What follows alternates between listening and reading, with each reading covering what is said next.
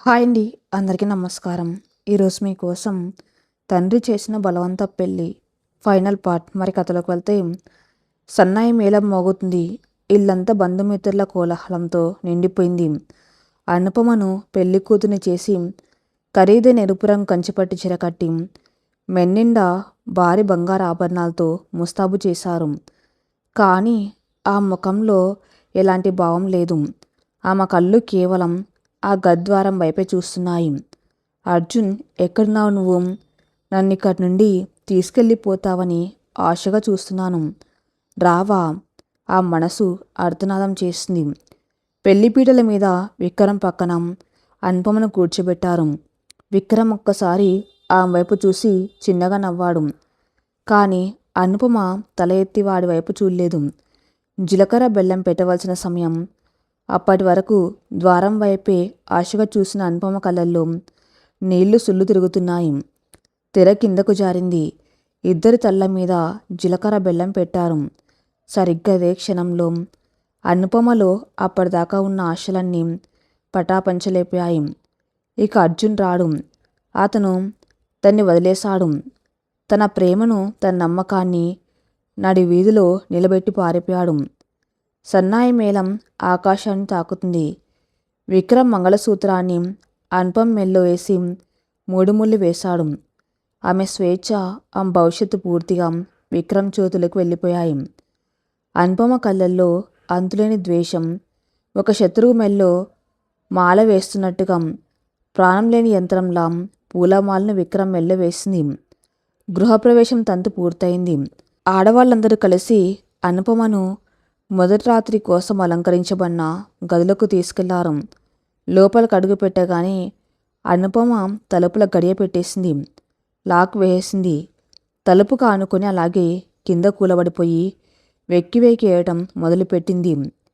తన తల మీద ఉన్న పూలను పిచ్చి పిచ్చిగా లాగి నేల మీద పాడేసింది. నన్ను నమ్మించి గొంతు కోశావు అర్జున్. ఇప్పుడు ఈ శత్రువింట్లో ఒక బానిసలా నన్ను వదిలేసి వెళ్ళిపోయావు అని గట్టిగా అరుస్తూ ఏడ్చింది. రాత్రి 12 దాటుతుంది. అప్పుడే బయట నుండి విక్రమ్ వాయిస్ వినిపించింది.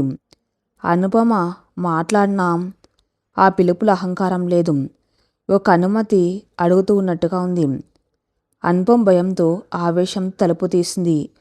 విక్రమ్ లోపలికి అడుగుపెట్టి ఆమె ఏడుపును, చిందరవందరంగా ఉన్న గదిని చూసి ఆగిపోయాడు.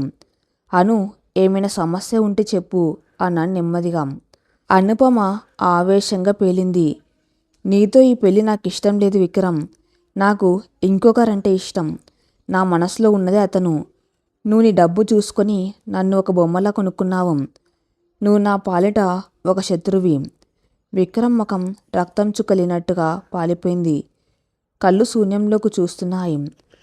అతను కోపగించుకోలేదు. కనీసం ఆమెను ఒక్క మాట కూడా అనలేదు. మెల్లగా వెనక్కి తిరిగి తలుపు తీసుకొని గది బయటకు వెళ్ళిపోయాడు. ఆ రాత్రంతా విక్రమ్ హాల్లోనే కింద పడుకున్నాడు. మరుసటి రోజు ఉదయం అనుపమ గదిలోంచి బయటకు రావటం లేదు. విక్రమ్ సోఫాలోనే స్థిరపడిపోయాడు. ఇంట్లో వాళ్ళంతా ఈ దూరం అర్థమవుతున్నాం, ఏమీ అడగలేకపోతున్నారు. ఆ రోజు రాత్రి విక్రమ్ తండ్రి ప్రకాష్ రావు గారు కిందకి వచ్చారు. విక్రమ్తో ఆయన ఒక భయంకరమైన నిజాన్ని పంచుకున్నారు. విక్రమ్, ఈ పెళ్లి వెనక ఒక గతం ఉంది. 20 ఏళ్ల క్రితం నేను ఆత్మహత్య చేసుకోబోయినప్పుడు అనుపమ తండ్రి రామచంద్రరావే తన పొలం అమ్మి నా అప్పులు తీర్చారు. ఆ రోజు ఆయన చేసిన ఆ సాయమే లేకపోతే ఈరోజు ఈ సామ్రాజ్యం లేదు. ఆయన చేసిన ఉపకారానికి నా కోడలుగా అనుపమను తెచ్చుకుంటానని ప్రమాణం చేశాను. నీకు చెబితే ఒప్పుకోవేమోనని నీ కర్తవ్యాన్ని అడ్డం పెట్టుకుని ఈ పెళ్లి చేశాను అని కన్నీళ్లు పెట్టుకున్నారు ఆయన. విక్రమ్ గుండె బద్దలైంది. మీరిచ్చిన మాట కోసం నన్ను ఒక అమ్మాయి మెల్లో తాళి కట్టాను. కానీ తను వేరొకరిని ప్రేమిస్తుంది. మీ కృతజ్ఞత ఒక ఆడపిల్ల గొంతు కోసింది నాన్న అని ఆవేదనగా అన్నాడు విక్రమ్. చీకటి చాటున నిలబడి ఇదంతా విన్న అనుపమ మెదడు మొద్దుబారిపోయింది. విక్రమ్ అహంకారి కాదు. అతన్ని కూడా తనలాగే ఒక బలిపశువు అని ఆమెకు మొదటిసారి అర్థమైంది. విక్రమ్ మీద ఉన్న ద్వేషం కరిగిపోయి ఒక రకమైన చాలి మొదలైంది. శోభనం గదిలో ఆ రాత్రి ఎంత నిడివిగా, ఎంత భయంకరంగా గడిచిందో అనుపమకు మాత్రమే తెలుసు. కన్నీళ్ళు ఇంకిపోయిన కళ్ళతో తలుపును ఆనుకుని చల్లటి నేల మీద ముడుచుకొని పడుకుని నిద్రపోయింది అనుపమ. కిటికీ అద్దాల గుండా ఉదయం సూర్యకిరణాలు ఆ ముఖం మీద పడ్డంతో మెలకు వచ్చింది. గదిలో అంతా చెల్లాచెదురుగా పడి ఉన్న మల్లెపూలు, పగిలిన గాజు ముక్కలు, నలిగిపోయిన పట్టుపరుపు, ఇవన్నీ ఆమె రాత్రి పడిన ఆవేదనకు, గుండె కోతకు మూగ సాక్ష్యాలుగా నిలిచాయి. మెల్లో ఉన్న మంగళసూత్రం బరువు ఆమెకు ఉరితాళ్ళ అనిపిస్తుంది. భయంగా మెల్లగా గడియ తీసి తలుపు తెరిచింది. బయట హాల్లోని సోఫాలో విక్రమ్ కూర్చుని ఉన్నాడు. అతని ముందు ల్యాప్టాప్ ఉంది. కాఫీ తాగుతూ ఏదో పని చేసుకున్నాడు. రాత్రంతా తలుపు తీయకపోవటం గురించి అతను ప్రశ్నిస్తాడేమో, కోపం తరుస్తాడేమో, తన తల్లిదండ్రులకు ఈ విషయం చెబుతాడేమో అని అనుపమ లోపల వణికిపోయింది. కాని విక్రమ్ ముఖంలో ఎలాంటి కోపం లేదు, కనీసం అనుమానం కుల్లేదు. తలుపు చెప్పుడు వినగానే అతను తలెత్తి చూశాడు. అతని కళ్ళల్లో అలసట ఉంది కానీ పగలేదు. గుడ్ మార్నింగ్ అన్నాడు చాలా ప్రశాంతమైన గొంతు. ఫ్రెష్ అప్ అయ్యిరా, కింద అమ్మ నీ కోసం వెయిట్ చేస్తుంది. నీకు నచ్చిన బట్టలు వేసుకో, ఎవరు ఏమనరు. అంతే, ఇంకేం మాట్లాడకుండా తన ల్యాప్టాప్ తీసుకొని కిందకి వెళ్ళిపోయాడు. అనుపమ ఆశ్చర్యపోయింది. నన్నెందుకు ఏమీ అడగలేదు, నా మీద ఎందుకు కోపలేదు, రాత్రంతా బయట పడుకున్నానన్న కోపంకు లేదా అని ఆ మనసులో 100 ప్రశ్నలు తలెత్తాయి. కానీ వాటి గురించి ఆలోచించే ఓపిక, శక్తి ఆమెకు లేవు. స్నానం చేసి అత్తగారు ఇచ్చిన పట్టుచీర కాకుండా తనకు అలవాటైన ఒక సాధారణమైన కాటన్ చీర కట్టుకొని ముఖం వాల్చుకొని నెమ్మదిగా కిందకి వెళ్ళింది. కింద హాల్లో ఎంతో సందడిగా ఉంది. ఆ ఇల్లు ఒక ఇంద్రభవనంలా ఉంది. పని వాళ్ళు అటు ఇటు తిరుగుతూ పనులు చేస్తున్నారు. ఎక్కడ చూసినా ఖరీదైన వస్తువులు, పత్రాలు, కూర్చొని తిన్న కరగని సంపద.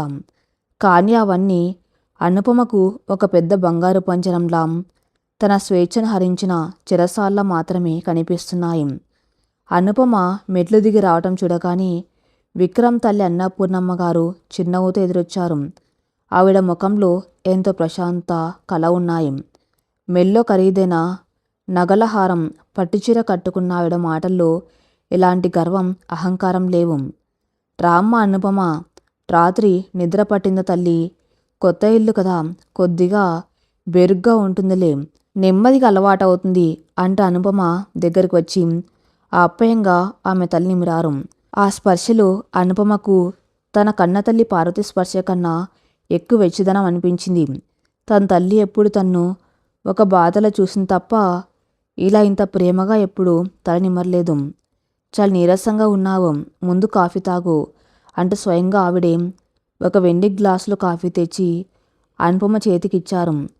డైనింగ్ టేబుల్ దగ్గర కూర్చోబెట్టి ఆమెకి ఇష్టమైనవి వడ్డించానని బలవంతంగా ఇడ్లీలు వడ్డించారు.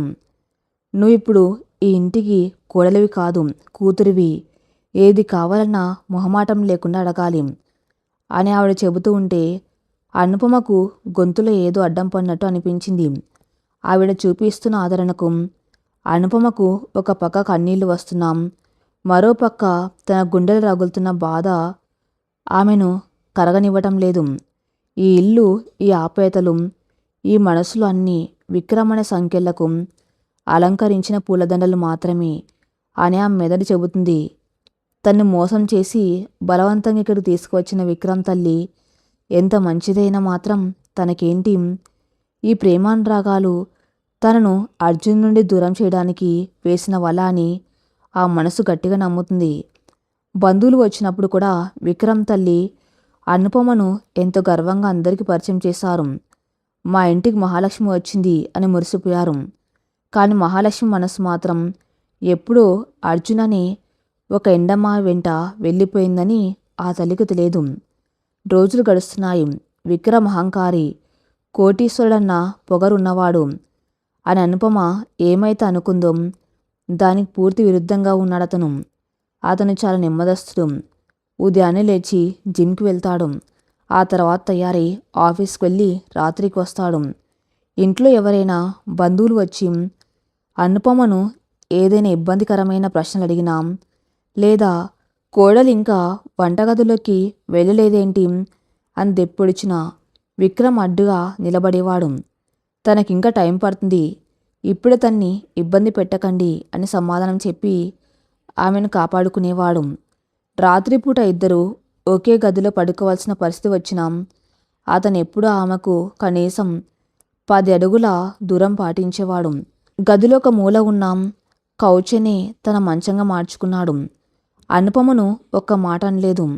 ఆమె మీద తన హక్కును చెలాయించే ప్రయత్నం కల్లో కూడా చేయలేదు. కానీ అనుపమ అతన్ని మాత్రం దగ్గరకు రానివ్వటం లేదు. అతను ఎంత మంచివాడైనా సరే అతను తన పాలిట ఒక శాపమని ఆమె బలంగా నమ్ముతుంది. అతను లేకపోతే తనకి గతి పట్టేది కాదని, తను అర్జున్తో సంతోషంగా ఉండేదాన్ని అని ఆమె కోపం. ఒకరోజు ఉదయం అనుపమ బ్రేక్ఫాస్ట్ చేయడానికి కిందకు రాలేదు. తలనొప్పిగా ఉందని చెప్పి గదిలోనే ఉండిపోయింది. ఆ సమయంలో విక్రమ్ ఇంట్లోనే ఉన్నాడు. కొద్దిసేపటికి తలుపు తీసుకుని విక్రమ్ గదిలోకి వచ్చాడు. అతని చేతిలో ఒక ట్రే ఉంది. అందులో బ్రేక్ఫాస్ట్, ఒక పండ్ల రసం గ్లాసు ఉన్నాయి. అనుపమ మంచం మీద వెనక్కి తిరిగి పడుకొని ఉంది. ట్రే టేబుల్ మీద పెట్టిన చప్పుడు విని ఆమె వెనక్కి తిరిగింది. విక్రమ్ను చూడగానే ఆమె ముఖం చిరాగ్గా మారింది. అమ్మ చెప్పింది నీకు ఒంట్లో బాలేదని. కిందకు రాలేవు కదా అని నేనే తీసుకువచ్చాను. కొద్దిగా తిని టాబ్లెట్ వేసుకొని పడుకో అన్నాడు విక్రమ్ నెమ్మదిగా, ఎంతో శ్రద్ధగా. అనుపమ ముఖంలో విపరీతమైన కోపం, అసహ్యం కనిపించాయి. ఆమె వెంటనే మంచం మీద నుండి లేచి కూర్చుంది. నాకు ఆకలిగా లేదు. నేను అడగని సాయం నాకు చేయవలసిన అవసరం లేదు. దయచేసి ఇక్కడి నుండి తీసుకువెళ్ళిపో అని కఠినంగా అంది. విక్రమ్ కొద్ది క్షణాలు మౌనంగా ఆమె వైపు చూశాడు. అతని కళ్ళల్లో ఏదో తెలియని బాధ మెరిసింది. తను ఎంత ప్రేమ చూపించినా ఆమె ఎందుకు ఇలా కఠినంగా ఉంటుందో అతనికి అర్థం కావటం లేదు. కానీ దాన్ని బయట పనియకుండా ఖాళీ కడుపుతో ఉంటే తలనొప్పి ఇంకా పెరుగుతుంది. అనుపమ, నీ కోపం నా మీద అయితే నన్ను తిట్టు, కానీ భోజనం మీద కోపం వద్దు, కొద్దిగా తిను అంటే ఆ ముందుకు జరిపాడు. ఆ మాటలు వినగానే అనుపమ ఆవేశం కట్టలు తెంచుకుంది. అవసరం లేదు అంటున్నాను కదా, వినపడ్డం లేదా? నా మీద దయ చూపించొద్దు. నువ్వెంత మంచివాళ్ళ నటించినా నేను నిన్ను భర్తగా ఒప్పుకోను. నా కర్మకాలి ఈ ఇంట్లో పడ్డాను. నన్ను నా మానాన వదిలేయండి చాలు అని గట్టిగా అరిచింది. విక్రమ్ చేతులు ఒక క్షణం గాల్లోనే అయిపోయాయి. ఆమె మాటలు అతన్ని సూదుల్లా గుచ్చాయి. పెద్దగా నిట్టూర్చి ఆ ట్రే అక్కడే వదిలేసి మౌనంగా గదిలోంచి బయటకు వెళ్ళిపోయింది. అతను వెళ్తున్నప్పుడు అతను వెన్ను చూస్తుంటే ఒక మౌనమైన గాయం మెరుస్తున్నట్టు అనిపించింది. కానీ అనుపమకు అదే మాత్రం పట్టలేదు. ఆమెకు తన బాధ, అర్జున్ మీద తనకున్న ప్రేమ మాత్రమే లోకం. విక్రమ్ ఎంత మంచివాడైనా అతను తన దృష్టిలో ఒక విలన్ మాత్రమే. పెళ్ళై 10 రోజులు గడిచింది. నిద్రలేమి, సరిగ్గా భోజనం చేయకపోవటం, మనసులో నిరంతరం రగులుతున్న ఆవేదన, రాత్రి పగలు ఏడుస్తూనే ఉండటం, ఇవన్నీ అనుపమ శరీరం మీద తీవ్ర ప్రభావం చూపించాయి. ఒకరోజు సాయంత్రం ఆమెకు తీవ్రమైన జ్వరం వచ్చింది. వణుకుతూ దుప్పటి ముసుగు తన్ని పడుకుంది. ఒళ్ళంతా నిప్పు కణికలా కాలిపోతుంది. ఆఫీస్ నుండి వచ్చిన విక్రమ్ గదిలోకి వచ్చి ఆమె పరిస్థితి చూసి కంగారు పడ్డాడు. వెంటనే ఫ్యామిలీ డాక్టర్కి ఫోన్ చేశాడు. డాక్టర్ వచ్చి ఆమెను పరీక్షించి చాలా వీక్గా ఉంది, వైరల్ ఫీవర్ కావచ్చు, ఈ మందులు టైంకి వేయండి, ఫీవర్ తగ్గకపోతే తడి గుడ్డతో తల మీద తుడవండి అని చెప్పి వెళ్ళాడు. రాత్రి 10 దాటింది. విక్రమ్ భోజనం కూడా చేయలేదు. తన రోజువారీ కౌచ్లో పడుకోకుండా ఓ కుర్చీ వేసుకొని అనుపమ మంచం పక్కనే కూర్చున్నాడు. ఓ గిన్నెలో చల్లటి నీళ్లు, ఓ గుడ్డ పెట్టుకుని ఆమె నొసటి మీద పదే పదే తడిగుడ్డ పెడుతున్నాడు. జ్వరపు తీవ్రతకు అనుపమ అకస్మారక స్థితిలో మూలుగుతుంది. ఆమె పెదవులు ఎండిపోయాయి. విక్రమ్ ఎంతో ఓపిగ్గా ఒక తల్లి తన బిడ్డకు సేవ చేసినట్టుగా రాత్రంతా కంటి మీద కొనుక్కు లేకుండా ఆమె పక్కనే కూర్చున్నాడు. అర్ధరాత్రి 2 గంటలు దాటాక అనుపమ కొద్దిగా మెలకు వచ్చింది. కళ్ళు తెరిచి చూసేసరికి గదిలో చిన్న డిమ్ లైట్ వెలుగుతుంది. విక్రమ్ తన పక్కనే కూర్చుని నిద్ర ఆపుకుంటూ కళ్ళు తుడుచుకుంటూ తన నుదుటి మీద తడిగుడ్డ వేస్తున్నాడు. అతని కళ్ళల్లో నిద్రలేదు. కేవలం తన భార్య త్వరగా కోలుకోవాలన్న ఆందోళన మాత్రమే ఉంది. అతను ఒక చెంచాలు పాలు ఆమె పెదవులకు అందిస్తున్నాడు. ఆ దృశ్యం చూసి ఏ ఆడపిల్లకైనా గుండె కరుగుతుంది. తన కోసం భర్త పడుతున్న శ్రమకు, అతను చూపిస్తున్న నిస్వార్థమైన ప్రేమకు కృతజ్ఞత కలుగుతుంది. బహుశా మామూలు పరిస్థితుల్లో అయితే అనుపమ కూడా కరిగిపోయేదేమో. కానీ ఆ మనసులో అప్పటికే వేరొక రూపం బలంగా నాటుకొని ఉంది. విక్రమ్ చేస్తున్న ఈ సేవలు ఆ మనసులో మరోలా కనిపించాయి. తన బలహీనతను చూసి అతను జాలిపడుతున్నాడని, తన్ను లొంగదీసుకోవడానికి వేస్తున్నాం ఎత్తుగడని ఆమె అనుకుంది. వెంటనే తనలో ఉన్న శక్తినంతా కూడదీసుకొని తన చేత్తో విక్రమ్ చేతిని గట్టిగా తోసేసింది. అతని చేతిలో ఉన్న పాల గిన్నె కింద పడిపోయింది. నేనేం పడిపోవడం లేదు. నా పనులు నేను చేసుకోగలను. దయచేసి నా పక్కన కూర్చోవద్దు. ఇక్కడి నుండి వెళ్ళిపోండి అంటూ జ్వరంతో వణుకుతూనే అరిచింది. విక్రమ్ ఏమీ అనకుండా నేల మీద పడిన గిన్నెను తీశాడు. అతని ముఖంలో బాధ స్పష్టంగా కనిపిస్తుంది. నీకు జ్వరం 100 దాటింది అనుపమా. మందులు వేసుకోవాలి. ఇలా మొండికేయకు అని టేబుల్ మీద ఉన్న టాబ్లెట్, నీళ్ల గ్లాసు ఆమె వైపు అందించాడు. వద్దు, నాకు నీ మందులు అవసరం లేదు. నీ సేవలు అంతకన్నా అవసరం లేదు. నేను బ్రతకటం నీకేమైనా అవసరమేమో కానీ నాకు కాదు. నన్ను చావనివ్వు. కనీసం అప్పుడే నాకు ఈ నరకం నుండి, ఈ ఇంటి నుండి విముక్తి దొరుకుతుంది అంది అనుపమ ఏడుస్తూ. ఆ మాటలకు విక్రమ్ గుండెల్లో ఏదో పగిలినట్టుగా అనిపించింది. ఒక మనిషి తన్ను చూసి ఇంత అసహించుకుంటుందో అనే నిజం అతన్ని కుంగదీసింది. అతని ముఖం కందిపోయింది. చేతిలో ఉన్న టాబ్లెట్ను టేబుల్ మీద గట్టిగా పెట్టాడు. చావు గురించి అంత తేలిగ్గా మాట్లాడక అనుపమ. నీకు నా సాయం ఇష్టం లేకపోతే బలవంత పెట్టను. కానీ మందులు వేసుకో అని చెప్పి గత్తలు వేసుకుని బయటకు వెళ్ళిపోయాడు. ఆ రాత్రంతా అతను బయట హాల్లోని సోఫాలో పడుకున్నాడు. విక్రమ్ అన్నీ గమనిస్తున్నాడు. తన భార్య తనను ఎందుకు ఇంతలా ద్వేషిస్తుందో, ఆ కళ్ళల్లో ఉన్న అంతుచిక్కని వెలితి ఏమిటో అతనికి అర్థమవుతూనే ఉంది. బహుశా ఆమె ఇష్టం లేకుండా ఆమె తండ్రి ఈ పెళ్లి చేశాడేమో అని అతను ఊహించాడు. కానీ అతను ఒక్క మాట కూడా అడగడు. మౌనంగా ఆమె ఇస్తున్న శిక్షను భరిస్తున్నాడు. కాలం అన్ని గాయాలు మానుపుతుందని, ఏదో ఒక రోజు ఆమె తన మనసును అర్థం చేసుకుంటుందని ఆశపడ్డాడు. విక్రమ్ బయటకు వెళ్ళిపోగానే అనుపమ నెమ్మదిగా మంచం మీద నుండి లేచి తన బ్యాగ్లో ఉన్న ఫోన్ తీసింది.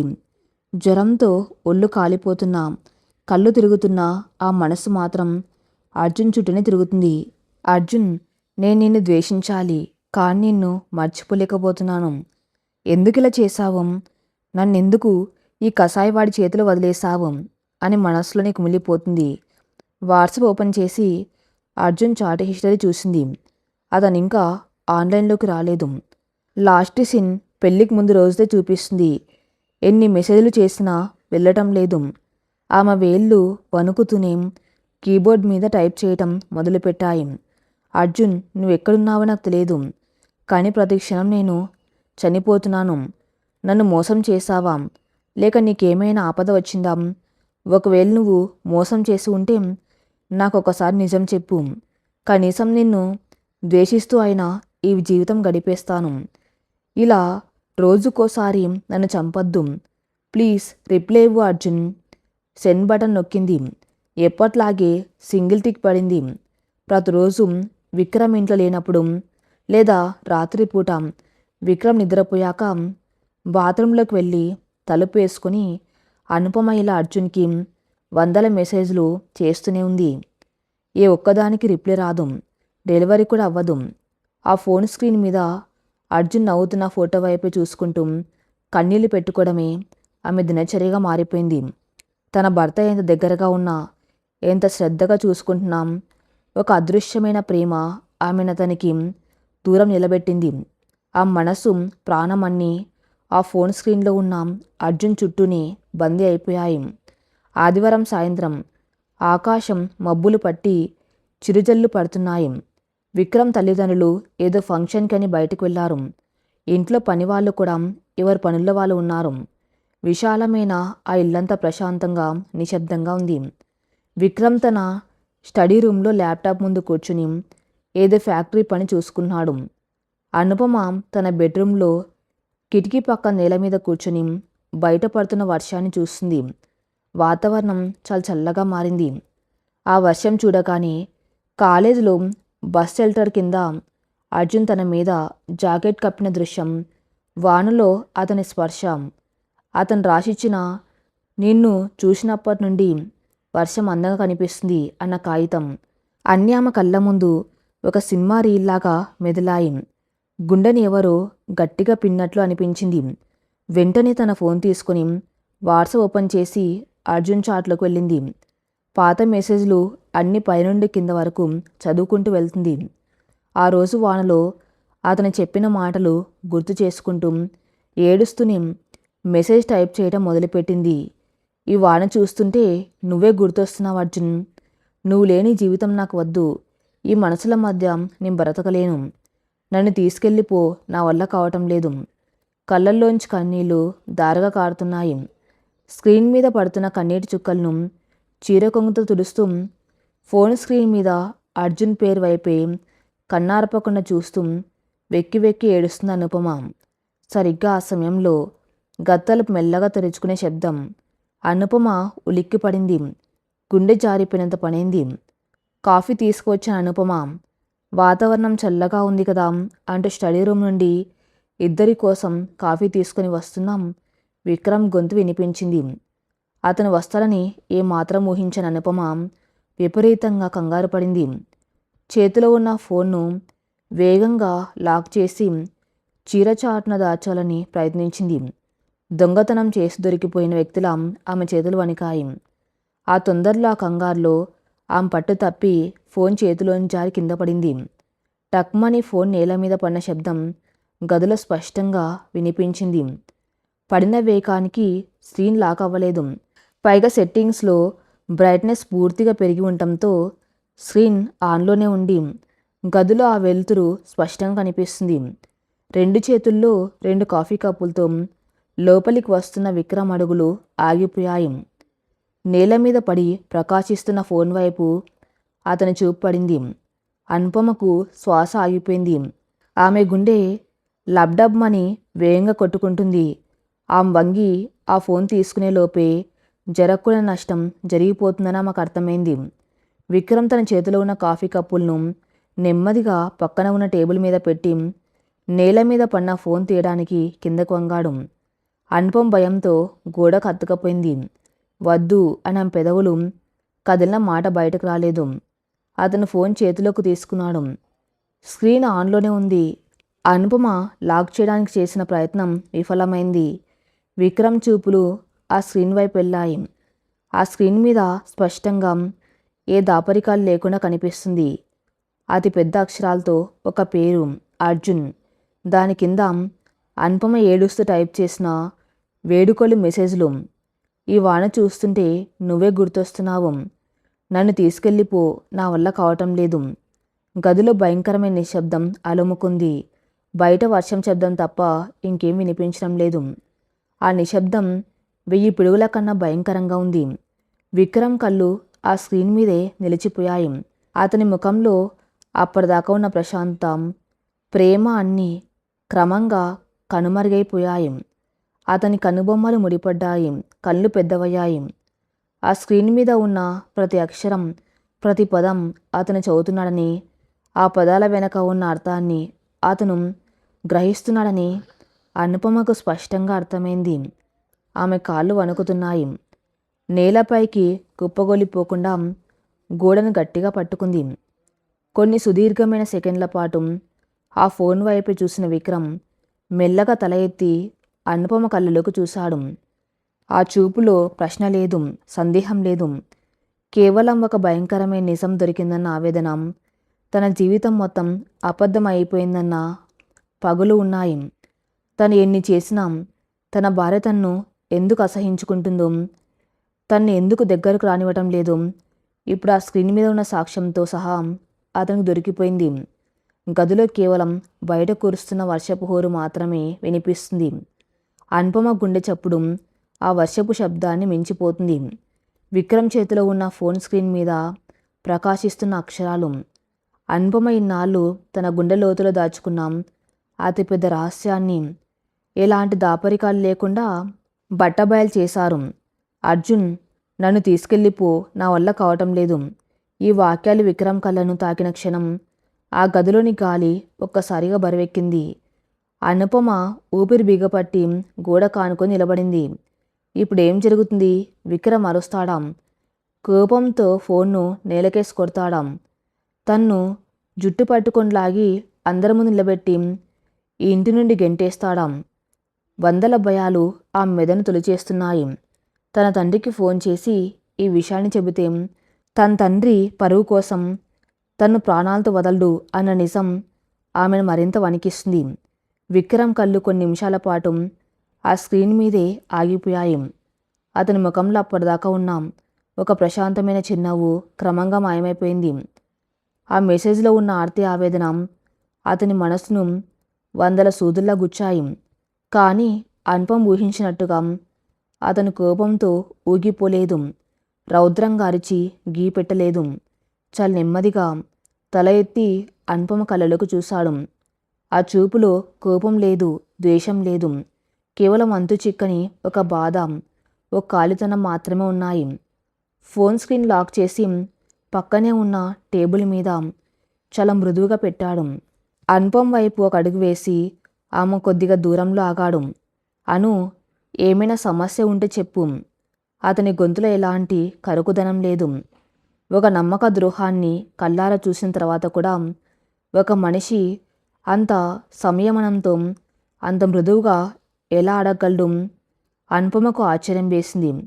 కానీ ఆ క్షణంలో ఆమెలోని ఆశ్చర్యం కన్నా ఇన్నాళ్ళు తను పడుతున్న నరకం, తనలో అణిచిపెట్టుకున్న ఆక్రోశం ఒక్కసారిగా కట్టలు తెంచుకున్నాయి. ఒక దొంగలా దొరికిపోయానన్న అపరాధ భావం కన్నా ఇప్పుడిక దాచడానికి ఏమీ లేదన్న తెగింపు ఆమెలో పుట్టుకొచ్చింది. సమస్య. అనుపమ పెదవుల మీద ఒక చేదు నవ్వు మెరిసింది. ఆమె కళ్ళల్లో కన్నీళ్ళు ఆగిపోయి ఆ స్థానంలో ఒక రకమైన ఆవేశం చోటు చేసుకుంది. అవును విక్రమ్, సమస్యే. ఈ పెళ్ళే నా అతిపెద్ద సమస్య. నీతో ఈ పెళ్ళి నాకు ఇష్టం లేదు. నాకు ఇంకొకరంటే ఇష్టం. నా మనసులో, నా ప్రాణంలో ఉన్నది అతనే. ఇది ఎప్పటికీ మారదు. అనుపమ గొంతు గది గోడలను తగిలి ప్రధ్వనించింది. ఆ మాటలు తూటల్లా విక్రమ్ గుండెను తాకుతున్నాయి. నేను ఒక మనిషిని అని, నాకు కొన్ని కలలు ఉంటాయని ఎవరు పట్టించుకోలేదు. నాన్న తన పరువు కోసం నన్ను బలి చేశాడు. నువ్వు నీ డబ్బు చూసుకొని నా అందం చూసి నన్ను ఒక బొమ్మలో కొనుక్కున్నావు. నేను మొదటి రోజు నుంచి చెబుతూనే ఉన్నాను నాకు ఈ పెళ్ళి ఇష్టం లేదని. కానీ ఎవ్వరు వినలేదు. మీ హోదా ముందు నా కన్నీళ్ళు ఎవరికీ కనిపించలేదు. అనుపమ ఆవేశంగా ఊగిపోతూ చెబుతుంది. విక్రమ్ ఏం మాట్లాడకుండా అలాగే నిలబడి ఆ మాటల్ని వింటున్నాడు. నాకు అర్జున్ అంటే ప్రాణం. అతను నన్ను ఈ పెళ్లి నుండి కాపాడతాడని నేను పెళ్లిపీటల మీద చివరి నిమిషం వరకు ఎదురు చూశాను. ఎందుకు రాలేదో నాకు తెలియదు. కానీ అతను రాలేదన్న కోపంతో నేను నిన్ను భర్తగా అంగీకరిస్తానని కల్లో కూడా అనుకోవద్దు. నా దేహానికి ముడి పడిందేమో కానీ నా మనస్సు ఎప్పుడూ అతని దగ్గరే ఉంటుంది. నువ్వు నా పాలిట ఒక శత్రువి, నన్ను బంధించిన ఒక జైలర్వి. అంతే తప్ప నువ్వు నా భర్తవి కాదు, ఎప్పటికీ కాలేవు. తనలో నిలిచిపోయిన ఆవేదనంతా ఒక్క ఉదుట్న వెళ్ళగక్కింది అనుపమ. ఆ మాటలు చెబుతున్నప్పుడు ఆమెలో ఏ భయమూ లేదు. ఇప్పుడు నన్ను ఏం చేస్తావో చేసుకో. మీ అమ్మ నాన్నలకు చెబుతావో, నాన్నకి ఫోన్ చేసి నన్ను రోడ్డు మీద పడేస్తావో నీ ఇష్టం అని చెప్పి మంచం మీద కూలబడి చేతులతో ముఖం కప్పుకొని వెక్కి వెక్కేయటం మొదలుపెట్టింది. అనుపమ మాటలు ముగిసిన తర్వాత ఆ గదిలో మళ్ళీ అదే భయంకరమైన నిశ్శబ్దం. విక్రమ్ ముఖంలో అప్పటిదాకా ఉన్న అమాయకత్వం, ఆమె పట్ల ఉన్న ఒక ఆరాధన భావం పూర్తిగా మాయమైపోయాయి. ఒక మనిషి ప్రాణంతో ఉండగానే అతని లోపల ఆత్మని ఎవరో అత్యంత క్రూరంగా చంపేసినట్టుగా అతని కళ్ళు శూన్యంలోకి చూస్తున్నాయి.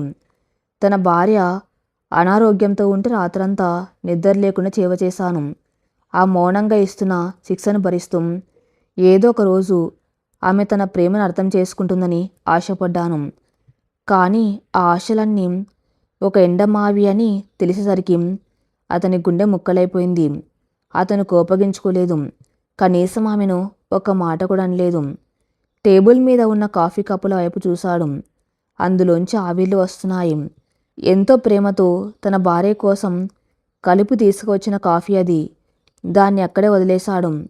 మెల్లగా వెనక్కి తిరిగి ఒక మాట కూడా మాట్లాడకుండా తలుపు తీసుకుని గది బయటకు వెళ్ళిపోయాడు.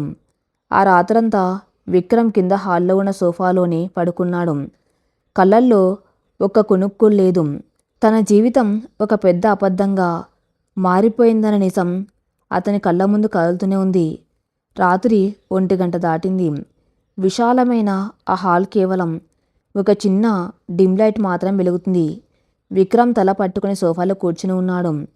సరిగ్గా అప్పుడే మెట్ల మీద నెమ్మదిగా ఎవరో నడిచి వస్తున్న శబ్దం వినిపించింది. విక్రమ్ కళ్ళు తెరిచి చూశాడు. అతని తండ్రి ప్రకాష్ రావు గారు మెట్లు దిగి కిందకు వస్తున్నారు. ఆయన ముఖంలో చాలా గంభీరత, అపరాధ భావం కనిపిస్తున్నాయి. విక్రమ్ వెంటనే సోఫాలోంచి లేచి నిలబడ్డాడు. నాన్న ఏంటి ఈ టైంలో అని అడిగాడు. ప్రకాష్ రావు గారు విక్రమ్ దగ్గరకు వచ్చి నిలబడ్డాడు. కొడుకు కళ్ళలోకి నేరుగా చూడలేక తలదించుకుని మాట్లాడడం మొదలుపెట్టాడు. ఆ రోజు నేను ఆయనకు ఒక మాట ఇచ్చాను విక్రమ్. ఆయన కూతురు నా కోడలు అవుతుందని. ఆయన చేసిన ఉపకారానికి నా ప్రాణం ఇచ్చినా తీరదు. కానీ ఆయన కూతురికి మహారాణి లాంటి జీవితాన్నిచ్చి నా రుణం తీర్చుకున్నానని ప్రమాణం చేశాను. కాని నాన్న, విక్రమ్ గొంతుల ఆవేదన పెళ్ళుబిక్కింది. ఆ అమ్మాయి ఇష్టంతో సంబంధం లేకుండా నన్ను ఒక పావుగా వాడి ఈ పెళ్ళి ఎందుకు చేశారు? నీకు చెబితే నువ్వు ఒప్పుకోవేమని భయపడ్డాన్రా. ప్రకాష్ రావు గారి గొంతు వణికింది. నువ్వు ఈ పెళ్ళికి ఒప్పుకున్నది ప్రేమతో కాదు, నా మీద ఉన్న గౌరవంతో, ఒక కొడుగ్గా నీ కర్తవ్యంతో అని నాకు తెలుసు. కానీ ఆ రామచంద్రరావు నేనిచ్చిన మాట నిలబెట్టుకోవడం కోసం ఆ అమ్మాయిని బలవంతం చేస్తున్నానని నాకు తెలియదు. పెళ్లి చూపుల్లో ఆ అమ్మాయి మౌనాన్ని నేను అంగీకారంగా పొరపడ్డాను. విక్రమ్ గుండె బద్దలైంది. మీరు చేసిన ఈ పని వల్ల 3 జీవితాలు నాశనమయ్యాయి నాన్న. తను వేరొకరిని ప్రేమిస్తుంది. నన్ను ఒక రాక్షసుల్లా చూస్తుంది. నేను నా తండ్రి మాటకు విలువ ఇచ్చి ఒక అమ్మాయి మెల్లో తాళి కట్టాను. కానీ ఇప్పుడు నా పరిస్థితి ఏంటి? ఒక మనిషి జీవితాన్ని లాక్కున్నాం. ఒక జైలర్ లాగా నేను మిగిలిపోయాను. మీ కృతజ్ఞత ఒక ఆడపిల్ల గొంతు కోసింది నాన్న. విక్రమ్ మాటల హాల్లో ఒక మృత్యు ఘోషలా ప్రధ్వనించాయి. ప్రకాష్ రావు గారు ఏం మాట్లాడలేక, కొడుకు బాధను చూడలేక కన్నీళ్లు పెట్టుకుంటూ తన గదిలోకి వెళ్ళిపోయారు. హాల్లో జరుగుతున్న ఈ సంభాషణ అంతా వృధా పోలేదు. మెట్ల పక్కన చీకటి చాటున ఒక ఆకారం నిలబడి ఉంది. అది అనుపమ. నిద్ర పట్టక నీళ్లు తాగడానికి కిందకు వస్తున్న అనుపమ తండ్రి కొడుకుల మధ్య జరుగుతున్న మాటలు విని అక్కడే ఆగిపోయింది. ఆ మాటలు వింటున్న కొద్దీ ఆ మెదడు మొద్దుబారిపోయింది. ఇన్నాళ్ళు తన తండ్రి తన్ను కేవలం డబ్బున్న వాడికిచ్చి పరువు పెంచుకోవాలని చూస్తున్నానని ఆమె ద్వేషించింది. కానీ పెళ్లి వెనుక ఇంత పెద్ద కథ ఉందా? నాన్నన్ను అమ్మేయలేదు. ఆయన ఒకప్పుడు చేసిన త్యాగానికి బహుమతిగా నన్ను ఈ ఇంటికి పంపాడు. ఆయన ఉద్దేశంలో ఇది నాకు మంచి జీవితాన్ని ఇస్తుందన్న పిచ్చి నమ్మకం. అనుపమ కళ్ళల్లో నీళ్లు తిరిగాయి. ఆమె చూపులు సోఫాలో తలపట్టుకొని కూర్చున్న విక్రమ్ మీద పడ్డాయి. ఆ క్షణంలో మొదటిసారిగా ఆమెకు విక్రమ్ మీద కోపం రాలేదు. బదులుగా ఒక తెలియని జాలి కలిగింది. విక్రమ్ నన్ను కొనుక్కోలేదు. తనుకున్న అలాగే ఒక బలిపశువు. తన తండ్రి మాటకు కట్టుబడి ఎలాంటి స్వార్థం లేకుండా ఈ పెళ్లికి ఒప్పుకున్నాడు. నేనైనా నా ఇష్టం లేదని అరిచాను. కాంతను ఏ పాపం చేయకుండానే నా ద్వేషాన్ని భరిస్తున్నాడు అని ఆ మనసులో ఒక కొత్త ఆలోచన మొలకెత్తింది. కానీ ఈ నిజం తెలిసినంత మాత్రాన ఆమె ప్రేమ మారిపోతుందా? ఆమె ప్రాణమంతా అర్జున్ చుట్టూనే అల్లుకొని ఉంది. అర్జున్ లేకుండా తను బతకలేదన్నది సత్యం. నెమ్మదిగా ఎవరికి తెలియకుండా తిరిగి తన గదిలోకి వెళ్ళిపోయింది అనుపమ. రాత్రి 2 గంటలు అవుతుంది. బయట సన్నగా చిరుజల్లు పడుతుంది. గదిలో నిశ్శబ్దాన్ని చీల్చుకుంటూ అనుపమ ఫోన్ ఒక్కసారిగా వైబ్రేట్ అయింది. ఆమె ఉలిక్కిపడి లేచింది. ఫోన్ స్క్రీన్ వైపు చూసింది. అది ఒక కొత్త నెంబర్. వణుకుతున్న చేతులతో ఫోన్ లిఫ్ట్ చేసి చెవి కానించుకుంది. హలో. అవతల వైపు ఒక నిట్టూర్పు. ఆ శ్వాస ఆమెకు తెలుసు. అనుపమ. ఆ ఒక్క పిలుపుతో ఆమె కన్నీళ్లు కట్టలు తెంచుకున్నాయి. అర్జున్. ఎక్కడున్నావు అర్జున్? ఎందుకు నన్ను వదిలేసి వెళ్ళిపోయావు? నువ్వు నన్ను మోసం చేశావా?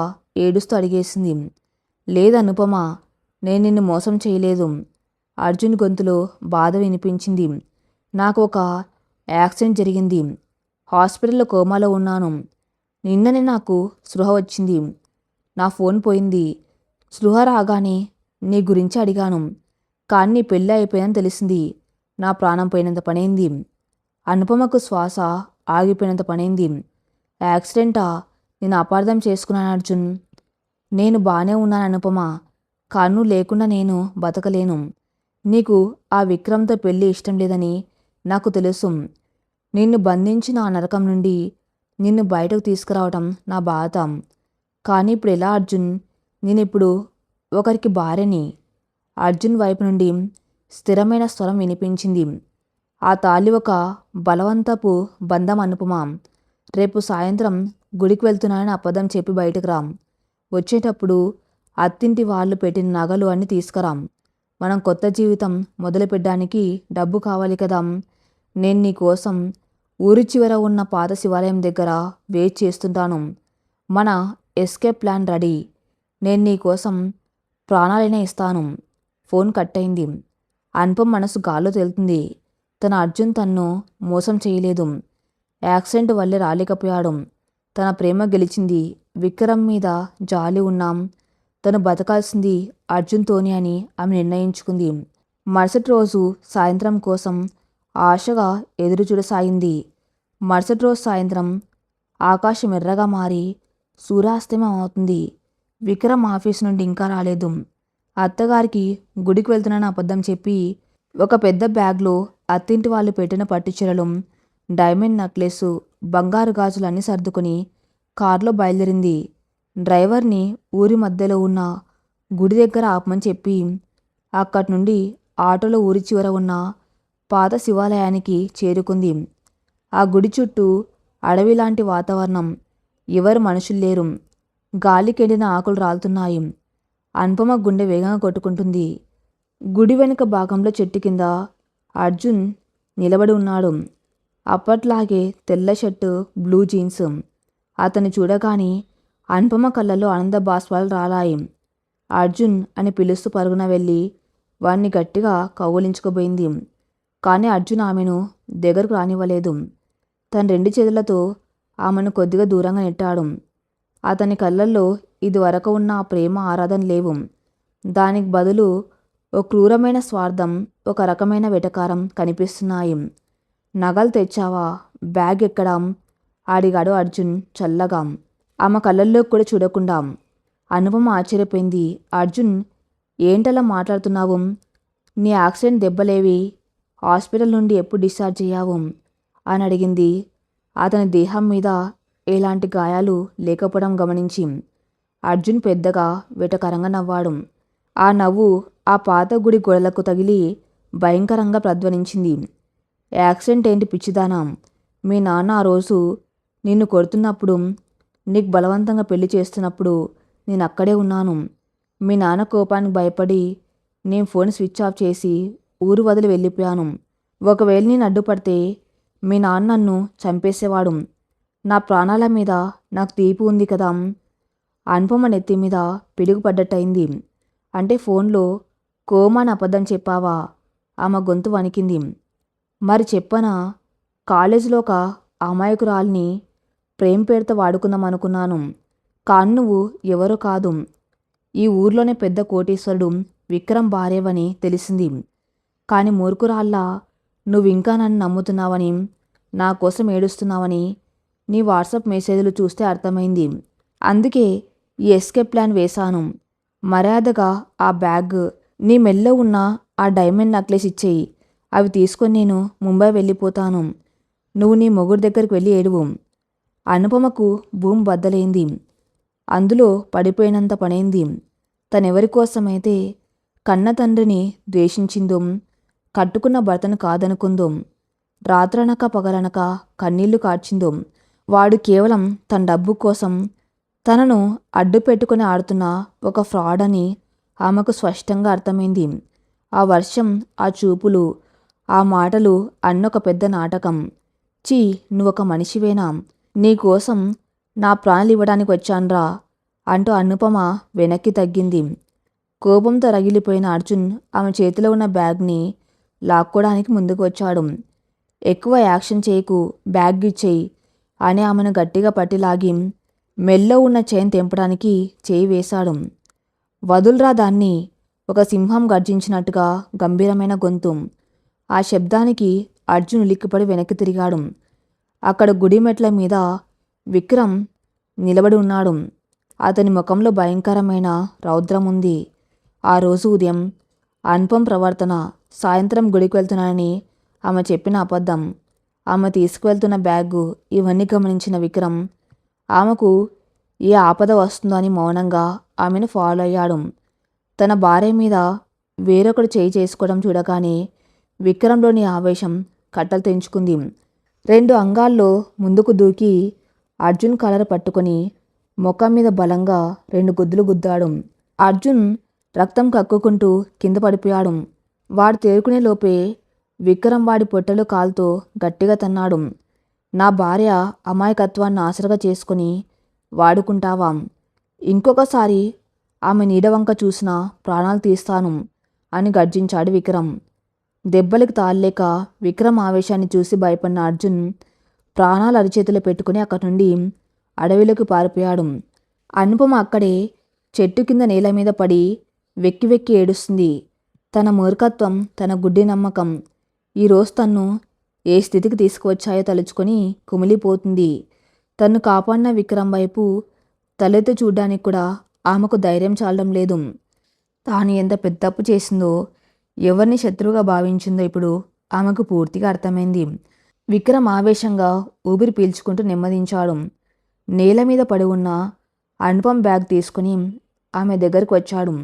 లే అను, కారులో కూర్చో, ఇంటికి వెళ్దాం అన్నాడు చాలా ప్రశాంతంగా. ఆ గొంతులో ఆమెను నిలదీసే కోపం లేదు. చూసావా నీ ప్రియుడి బుద్ధి అని దెప్పొడిచే వెటకారం లేదు. తప్పు చేశావన్న నింద లేదు. కేవలం తన భార్య క్షేమంగా ఉందన్నాం ఒక స్థిరమైన భరోసా మాత్రమే ఉంది. అనుపమ తలెత్తి విక్రమ్ కళ్ళలోకి చూసింది.